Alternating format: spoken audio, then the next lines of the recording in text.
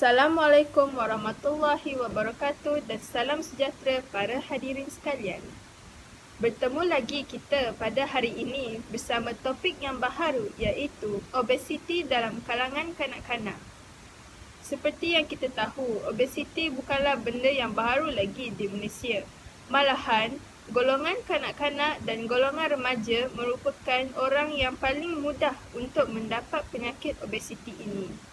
Oleh itu, bersama saya, kami menjemput panel pertama kita, Nur Aisyah, panel kedua, Nurul Izzah dan panel ketiga kita, Siti Hajar. Bersama-sama kita membincangkan topik tersebut. Soalan pertama saya kepada panel kita, Nur Aisyah. Bagaimanakah kanak-kanak ataupun golongan tersebut boleh menghidap penyakit obesiti ini? Terima kasih Puan Pengerusi Majlis. Assalamualaikum dan selamat sejahtera. Saya Dr. Aisyah pada hari ini ingin mengulaskan sedikit sebanyak tentang bagaimanakah seseorang itu boleh menghadapi obesiti. Terdapat beberapa punca mengapa obesiti meningkat secara mendadak pada zaman sekarang. Salah satunya pengambilan makanan secara berlebihan dan makanan yang manis. Makanan yang tinggi kandungan gula dan berkarbohidrat boleh meningkatkan paras gula dan hormon insulin di dalam darah. Sekiranya makanan bergula diambil secara berlebihan, semakin banyak insulin dirembeskan untuk menstabilkan gula. Lama-kelamaan, paras gula ini menjadi tidak stabil. Seorang itu boleh menjadi lesu dan berkeinginan untuk memakan makanan yang manis untuk meningkatkan tenaga. Akhirnya, seseorang itu akan bertambah berat badan sehingga terjadinya obesiti yang boleh membawa penyakit. Seterusnya, makan banyak, kurang bersenam, kalori menjadi lemak. Obesiti ada kaitan dengan nilai tenaga yang diperolehi daripada makanan iaitu kalori. Nilai kalori ini mempengaruhi badan seseorang. Jika anda mahu mengurangkan berat badan, anda perlu mengurangkan nilai kalori dalam makanan dan bersenam untuk mengurangkan kalori. Tetapi masalah ini berlaku apabila remaja gemar makan tetapi malas untuk bersenam. Tabiat ini akan menyebabkan badan cepat naik dan boleh menjadi obesiti sekiranya tidak dibendung. Kebanyakan punca obesiti berlaku kerana faktor luar seperti pemakanan yang tidak sihat dan gaya hidup yang tidak sihat. Obesiti tidak berlaku dalam sehari dua. Ia berlaku sedikit demi sedikit akibat pemilihan makanan yang salah dan kurang berzat dalam gaya hidup yang tidak sihat. Sekian sahaja ulasan saya bagi soalan yang dituju. Seterusnya, kita menjemput panel kedua kita, Nurul Izzah, untuk membincangkan lebih lagi bagaimanakah ibu bapa dapat menangani obesiti dalam kalangan kanak-kanak.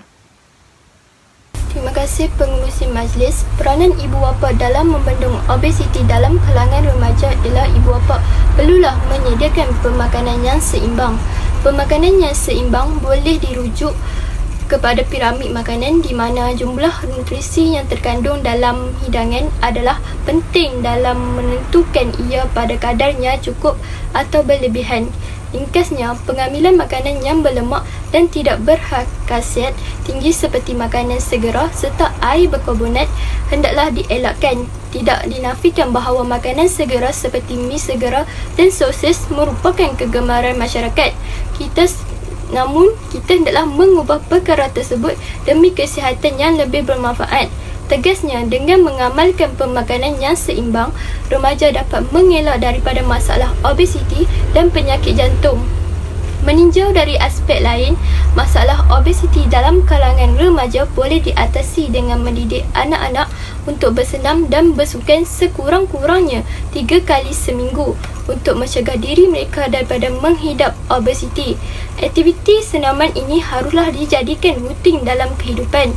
Aktiviti fizikal ini akan membantu untuk membakar kalori atau lemak yang berlebihan serta membuang sisa-sisa toksik yang tidak diperlukan oleh badan. Malahan, perencanaan dalam aktiviti bersenam dan bersukan memberi pelbagai manfaat lain yang bagus untuk kedua-dua kesihatan fizikal dan mental serta rohani.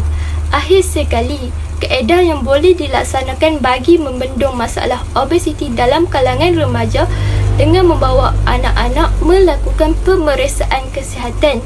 Hal ini kerana kebanyakan penyakit boleh dirawat jika dikesan pada peringkat awal sebelum ia menjadi kritikal. Golongan remaja seharusnya melakukan pemeriksaan kesihatan secara berkala di klinik kesihatan yang berdekatan sekurang-kurangnya 6 bulan sekali. Dengan berjumpa doktor atau pengawal kesihatan, mereka dapat memeriksa tahap kesihatan diri serta mencadangkan gaya hidup yang sesuai untuk remaja amalkan. Terima kasih. Seterusnya, saya menjemput Siti Hajar untuk menerangkan kesan-kesan yang beliau peroleh daripada penyakit obesiti tersebut. Assalamualaikum warahmatullahi wabarakatuh. Saya Siti Hajar binti Zakaria yang bernombor matrik KBJ 210-810-324. Terima kasih kepada pengerusi majlis. Okey, kesan daripada penyakit ini, dia menyebabkan saya mendapat banyak penyakit yang berbahaya seperti berisiko tinggi mendapat penyakit jantung, kencing manis dan banyak lagi penyakit yang berbahaya.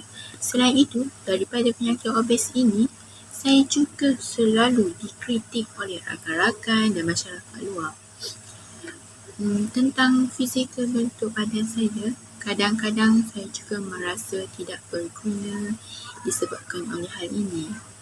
Selain itu, saya juga tidak mempunyai ramai kawan kerana kebanyakan kawan mereka memilih rupa, memilih bentuk badan yang cantik, rupa paras yang cantik, fizikal badan apa semua tu.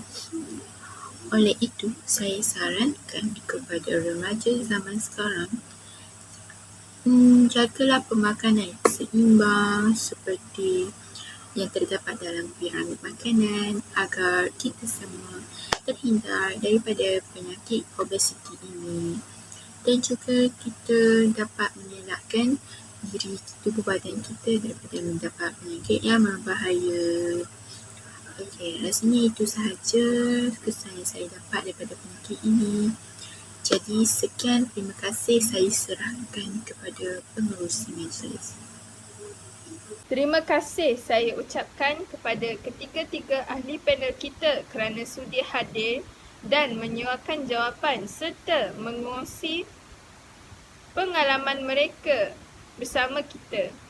Oleh itu, tamatlah forum kita pada hari ini. Sekian sahaja daripada kami. Terima kasih.